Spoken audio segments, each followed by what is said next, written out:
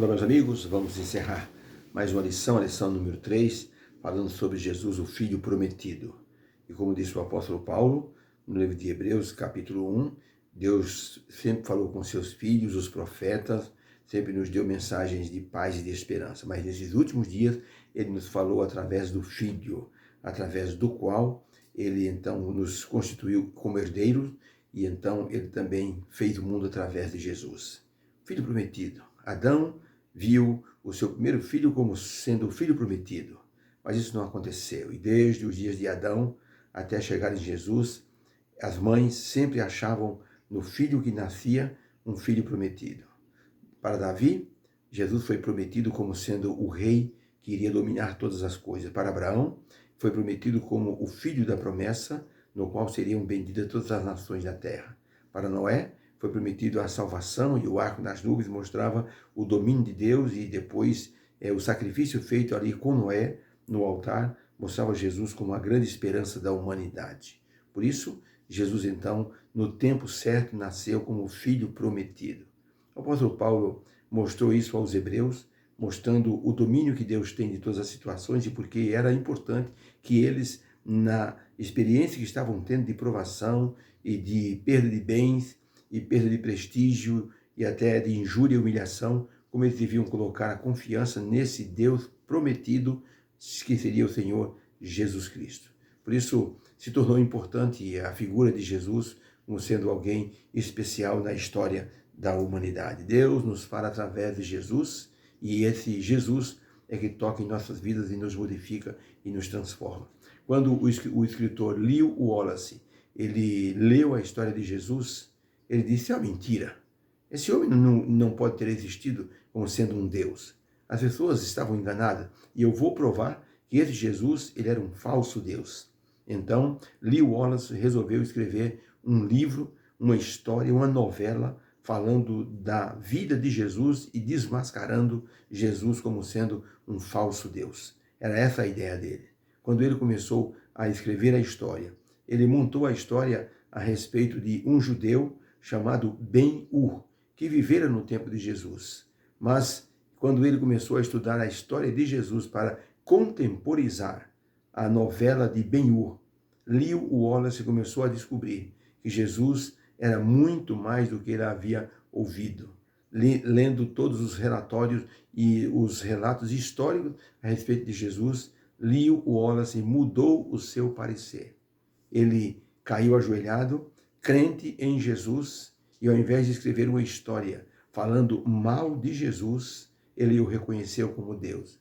Escreveu a história de Ben-Hur, onde o perdão e onde ali a honra estão misturados assim numa trama muito especial, mostrando a pessoa de Jesus. Ben-Hur foi um homem traído por seu irmão e amigo, e ele então foi mandado para os navios romanos para ficar por 10 anos remando nos porões do navio. Quando ele saiu, ele só pensava em vingança. Foi aí que Ben-Hur conheceu Jesus e toda a história se modificou. O final da história de Ben-Hur é dramático.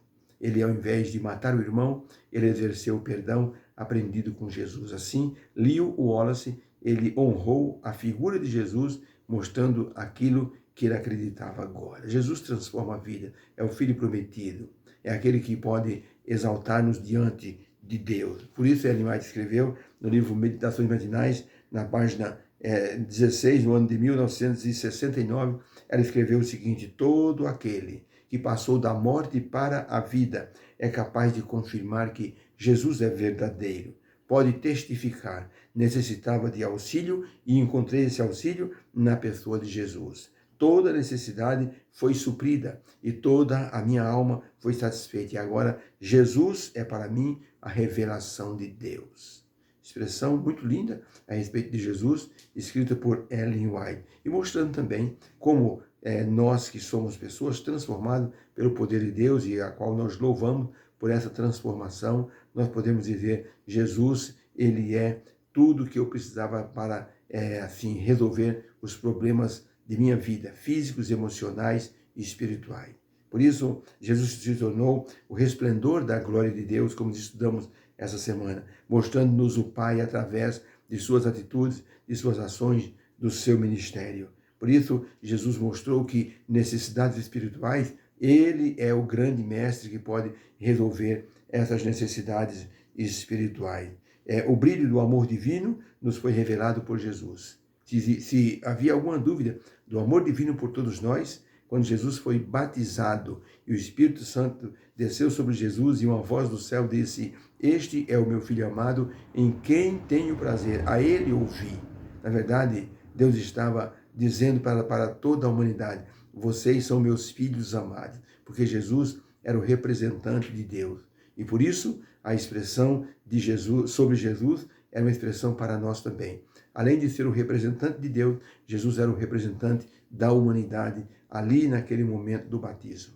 Por isso, Deus se expressou dizendo que amava Jesus e, ao mesmo tempo, estendeu essa bênção para todos da humanidade. Mesmo com todos os defeitos humanos, Deus não nos rejeita. Ele nos assume e ele nos transforma, porque ele olha para nós e vê não o que somos, mas aquilo que podemos vir a ser em suas santas mãos. O apóstolo Paulo, ao escrever sobre Jesus aos Hebreus, declarou o que Deus disse a respeito de Jesus, confirmando seu ministério, e depois então a posse do trono celestial, dando assim a certeza de que ele pode nos aceitar e nos empossar como co-herdeiros com ele. Jesus Cristo se tornou a grande esperança para todos os seres humanos. Agora imagine uma igreja sendo perseguida, passando por diversas situações e recebendo uma carta onde Jesus Cristo era a pessoa enaltecida diante dele e na qual eles poderiam confiar plenamente. Isso mudou todo o foco de humilhação e perseguição para um foco de confiança, segurança e expectativa numa recompensa no futuro. Um ateu querendo ridicularizar um crente novo. Ele disse: "O senhor conhece Jesus?" Ele disse: "Eu conheço Jesus." "Então me diga onde Jesus nasceu." E lá veio uma resposta errada. O ateu fez uma nova pergunta: "Com quantos anos Jesus morreu?" Outra resposta errada. O ateu fez várias perguntas e o homem não soube respondê-las de maneira adequada. O ateu disse: "Está vendo? O senhor não conhece Jesus? O senhor é uma farsa. Que tipo de crente é o senhor?" O homem disse: "Meu amigo, talvez eu não conheça muitas coisas da história de Jesus, mas uma coisa eu sei, há 3 anos atrás, eu era um dos piores beberrões e alcoólatras dessa cidade. Minha esposa fugia de mim, meus filhos tinham medo de mim como se eu fosse uma fera. Mas há 3 anos atrás eu encontrei-me com Jesus e ele transformou a minha vida. Por isso, eu amo Jesus de todo o meu coração.